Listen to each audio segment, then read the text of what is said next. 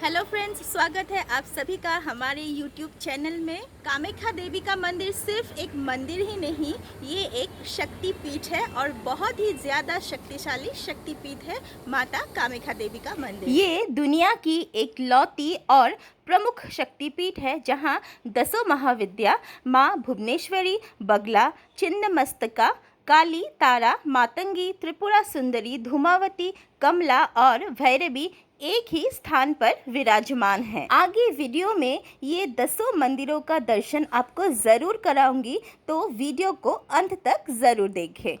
तो आज मैं आपको बताऊंगी कामाख्या मंदिर से जुड़ी हुई बहुत सी रहस्यमयी बातें जो आपने कभी ना सुनी हो। तो बिना स्किप किए वीडियो में बने रहिए हमारे साथ। माता सती जब अपने पिता राजा दक्ष के घर आयोजित किए हुए यज्ञ में बिन बुलाए पहुंची, तो राजा दक्ष, जो कि पहले से ही अपनी बेटी सती और महादेव शिव की शादी से बिल्कुल भी खुश नहीं थे, इसीलिए राजा दक्ष ने महादेव शिव का घोर अपमान किया। अपमान ना सह पाने की वजह से माता सती ने अपने प्राण यज्ञ स्थली में ही त्याग दी। माता के मृत्यु की समाचार पाते ही महादेव शिव दुख और क्रोध से विचलित होकर माता सती के मृत शरीर को अपने कंधे पे लेकर तांडव करने लगे, जिससे पूरी सृष्टि विनाश की मुंह तक आ पहुंची थी। तभी भगवान विष्णु ने अपने सुदर्शन चक्र से माता सती के मृत शरीर 51 भाग में काट दिए। इस प्रकार लाश के विभिन्न अंग विभिन्न स्थान पर गिरने से 51 शक्तिपीठों का निर्माण हुआ। 51 टुकड़ों में से माता सती का योनि यानी गर्भ असम के गुवाहाटी में नीलाचल पहाड़ पर गिरा और माता सती का योनि यानी गर्भ यहाँ पे गिरा था। तो माना जाता है कि पूरे संसार का सृष्टि ही यहाँ से, मतलब माता कामाख्या जी की गर्भ से ही हुई है। सृष्टि की रचना कैसे होती है? जब एक औरत को गर्भ धारण करने की क्षमता मिलती है, मतलब जब उसका मासिक धर्म या पीरियड्स शुरू होता है, तभी एक औरत अपने गर्भ से एक नए जीव को पृथ्वी में लाने की क्षमता प्राप्त करती है। उसी तरह हर साल जून के 22 से 25 तारीख के बीच 3 दिन के लिए माँ को पीरियड्स आता है, जो कि सृष्टि की रचना के लिए बहुत ही ज़रूरी है। और माता के ईयरली पीरियड्स को सेलिब्रेट करने के लिए ही हर साल अम्बुबाची का मेला लगता है। अम्बुबाची का अर्थ है अम्बु यानी पानी और बाची मतलब उत्फुल्लन। ये शब्द स्त्रियों की शक्ति और उनके जन्म क्षमता दर्शाती है। आपको जानकर आश्चर्य होगा कि कामाख्या मंदिर में कोई भी मूर्ति की पूजा नहीं होती। मंदिर के अंदर जहां पूजा होती है उसे गर्भगृह कहा जाता है, जहां पर योनि की आकृति में एक शिलाखंड है जो हमेशा फूलों से और सोने की बनी हुई एक कवर से ढकी रहती है। और योनि आकृति की शिलाखंड से निरंतर एक पानी का स्रोत बहती रहती है और लोग यहाँ विश्वास करते हैं कि अम्बुबाची के वो 3 दिन वो पानी लाल हो जाता है। 3 दिन के लिए माता कामाख्या का मंदिर के दरवाजे बंद रहते हैं और अम्बुबाची या माँ के पीरियड्स होने के पहले योनि पर सफ़ेद कपड़ा रखा जाता है। अम्बुबाची के चौथे दिन जब मंदिर का दरवाज़ा फिर से खुलता है माता के दर्शन के लिए, तो वो सफ़ेद कपड़ा एक लाल कपड़े में बदल जाता है और उस लाल कपड़े को अम्बुबाची वस्त्र कहते हैं। और अगर वो कपड़ा किसी को मिल जाए तो वो व्यक्ति बहुत ही सौभाग्यशाली होता है, क्योंकि इस अम्बुबाची वस्त्र का बहुत ही महत्व है। क्या आपको पता है कामाख्या मंदिर में एक छुपा हुआ शिवलिंग है जो साल में सिर्फ एक बार ही अपने भक्तों को दर्शन देते हैं? तो वो शिवलिंग किस स्थान पे है, जानने के लिए वीडियो पे जरूर बने रहिए। माता के मंदिर के पास ही ये एक कुंड है जिसका नाम है सौभाग्य कुंड। और माता के दर्शन से पहले आप इस कुंड में अपने हाथ पैर धोकर इस कुंड के सामने ही बने हुए गणेश जी की मंदिर से गणेश जी की अनुमति ले लीजिए माता के दर्शन के लिए। और माना जाता है कि इस सौभाग्य कुंड को देवराज इंद्र ने बनाया था। और ये सौभाग्य कुंड बहुत सारे पुराने कछुओं का घर भी है और यहाँ पे बहुत सारी मछलियाँ भी होती है। अगर आपसे कोई पूछे कि इस दुनिया में सबसे सुंदर औरत आपके लिए कौन है, तो आप एक बार में ही ज़रूर बोलेंगे कि मेरी माँ ही सबसे ज़्यादा सुंदर औरत है इस दुनिया में। इसी तरह हमारी कामाख्या माँ भी बहुत ही सुंदर है, सौंदर्य का प्रतीक है कामाख्या माता। किंवदंती है कि घमंड में चूर असुरराज नरकासुर माता कामाख्या के सौंदर्य से मोहित होकर एक दिन माँ कामाख्या को अपनी पत्नी के रूप में पाने का दुराग्रह कर बैठे। कामाख्या माँ ने नरकासुर की मृत्यु को निकट समझकर उसे कहा कि यदि तुम एक ही रात में नीलाचल पहाड़ पर चारों तरफ पत्थरों से सीढ़ी बनाकर रास्तों का निर्माण कर दो, साथ में कामाख्या मंदिर के पास एक विश्राम गृह बनवा दो, तो मैं तुम्हारी इच्छा अनुसार तुम्हारी पत्नी बन जाऊंगी, और यदि तुम ऐसा ना कर पाए तो तुम्हारी मौत निश्चित है।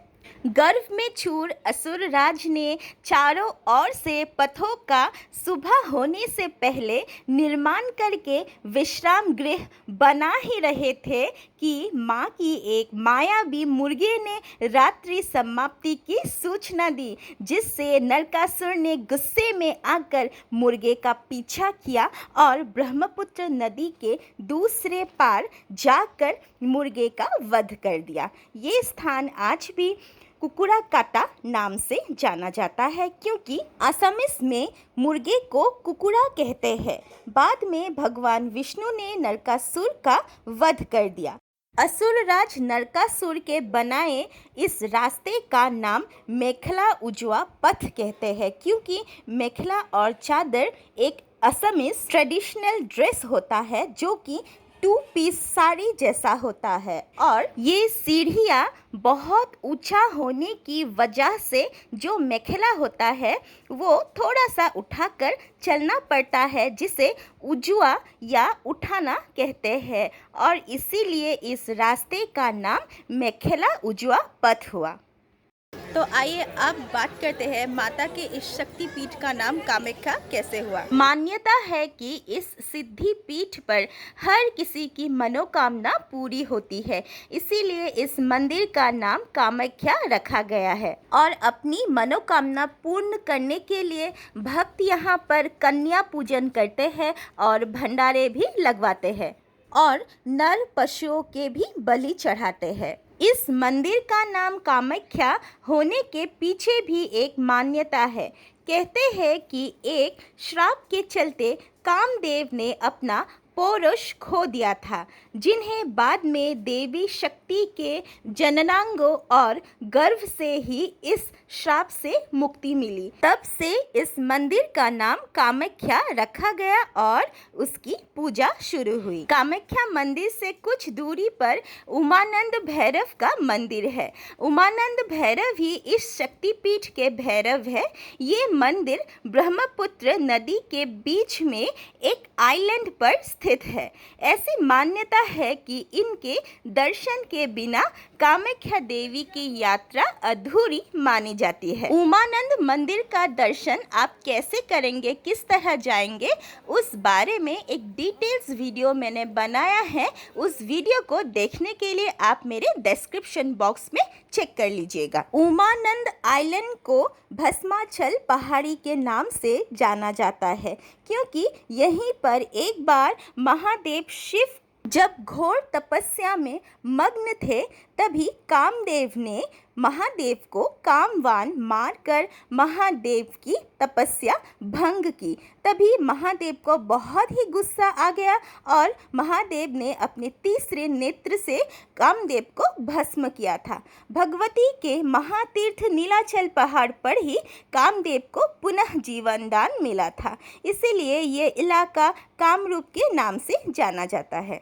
कामाख्या मंदिर में एक म्यूज़ियम भी है, जहाँ पर बहुत सारी मंदिर की पुरानी वस्तुएं हैं, और म्यूज़ियम के जाने वाले रास्ते में ही एक कुंड है, जिस कुंड का नाम ऋण मोचन कुंड है। साल के हर समय ही ये शिवलिंग कुंड के पानी से ढका हुआ रहता है, और साल में सिर्फ एक दिन महाशिवरात्रि के दिन ही ये शिवलिंग कुंड के पानी से बाहर आके अपने भक्तों को दर्शन देता है। साल के अधिकतर समय ये शिवलिंग पानी के नीचे छुपा हुआ होता है और इसी वजह से महादेव के इस रूप को पानकेश्वर कहते हैं। तो अब चलिए माता के 10 रूपों के मंदिरों का दर्शन करने। माता के 10 रूप होते हैं बगला, भुवनेश्वरी, छिन्नमस्ता, काली, तारा, धूमावती, भैरवी, कामाख्या या त्रिपुरा सुंदरी, कमला और मातंगी। ये माँ बगला का मंदिर है और माँ बगला को येलो कलर बहुत ही पसंद है, इसलिए मंदिर का रंग भी येलो है और माता को सारी चीज़ें येलो कलर में ही चढ़ाई जाती है। बगलामुखी की साधना दुश्मनों के भय से मुक्ति और वाक सिद्धि के लिए की जाती है। जो साधक नवरात्रि में इनकी साधना करते हैं वो हर क्षेत्र में सफलता प्राप्त करते हैं। तो अब चलते हैं माता भुवनेश्वरी की दर्शन करने। पुत्र की प्राप्ति के लिए माता भुवनेश्वरी की आराधना फलदायी मानी जाती है। इस महाविद्या की आराधना से सूर्य के समान तेज ऊर्जा प्राप्त होती है और जीवन में मान सम्मान मिलता है। माता भुवनेश्वरी मंदिर नीलाचल पहाड़ की एकदम चोटी पर अवस्थित है और माता के एक मंदिर से दूसरे मंदिर तक डिस्टेंस ज़्यादा नहीं है, सभी मंदिर पास पास में ही हैं। अब चलते हैं माता छिन्नमस्तिका के मंदिर के दर्शन करने। इनका स्वरूप कटा हुआ सिर और बहती हुई रक्त की 3 धाराएं से सुशोभित रहता है। इस महाविद्या की उपासना शांत मन से करने पर शांत स्वरूप और उग्र रूप में उपासना करने पर देवी का उग्र रूप के दर्शन होते हैं। अम्बुबाची मेले के दौरान कामाख्या शक्तिपीठ में तांत्रिकों का खास उत्सव होता है। इस पर्व में शामिल होने के लिए दुनिया भर से तांत्रिक और अघोरी आते हैं। मान्यता है कि जो साधना कहीं नहीं फलती वो यहाँ साकार होती है। कहते हैं कि इस दौरान माँ सभी की मनोकामनाएं पूरी करती है, साथ ही तांत्रिकों को सिद्धियाँ आसानी से इसी समय प्राप्त होती है। अब चलते हैं 10 महाविद्याओं में से माता काली के मंदिर का दर्शन करने। माता दुर्गा ने राक्षसों का वध करने के लिए काली का रूप धारण किया था। सिद्धि प्राप्त करने के लिए माता की इस रूप की पूजा की जाती है। कामाख्या मंदिर जाने के लिए जो सीढ़ियाँ है वहीं पर ही माता काली और पास में ही माता तारा के मंदिर है। माता तारा की आराधना करने पर आर्थिक उन्नति और मोक्ष की प्राप्ति होती है। ये तांत्रिकों की मुख्य देवी है। माता कमला जो तांत्रिक लक्ष्मी का रूप है, माता मातंगी जो तांत्रिक सरस्वती है, माता कामाख्या के साथ गर्भगृह में एक साथ तीनों विराजमान होती है। तो अब चलते हैं माता धूमावती के मंदिर का दर्शन करने। माँ धूमावती का मंदिर कामाख्या माँ के मंदिर के ठीक पीछे ही है और कुछ सीढ़ियाँ उतर के ही माँ धूमावती का मंदिर हम पहुँच सकते हैं, लेकिन उससे पहले हम कर लेते हैं गणेश जी की मंदिर का दर्शन। आपको ये वीडियो कैसा लगा कमेंट बॉक्स में कमेंट करके बिल्कुल बताइएगा और अगर आपको वीडियो अच्छा लगा तो एक लाइक ज़रूर ही कीजिए। तो बहुत सारी सीढ़ियाँ चढ़ते और उतरते हम पहुँच ही गए माता धूमावती के मंदिर में। मेरी वीडियो अगर आज आपने पहली बार देखी हो तो चैनल को प्लीज़ सब्सक्राइब कर दीजिए। धूमावती माता को अभाव और संकट को दूर करने वाली माता कहा जाता है। इनकी साधना से व्यक्ति की पहचान महाप्रतापी और सिद्ध पुरुष के रूप में होती है। धूमावती माता के मंदिर से निकलते ही कुछ सीढ़ियाँ फिर से हमें नीचे जाना होगा और उसके बाद हम पहुंच जाएंगे माता भैरवी की मंदिर में। माता भैरवी की उपासना से व्यक्ति सभी बंधनों से मुक्त हो जाता है। इनकी पूजा से व्यापार में लगातार बढ़ोतरी और धन संपदा की प्राप्ति होती है। 10 महाविद्याओं के माता के मंदिरों के दर्शन करके चलिए अब चलते हैं सिद्धेश्वरी माता के मंदिर के दर्शन करने के लिए, जो कामाख्या माँ के मंदिर की पास ही है।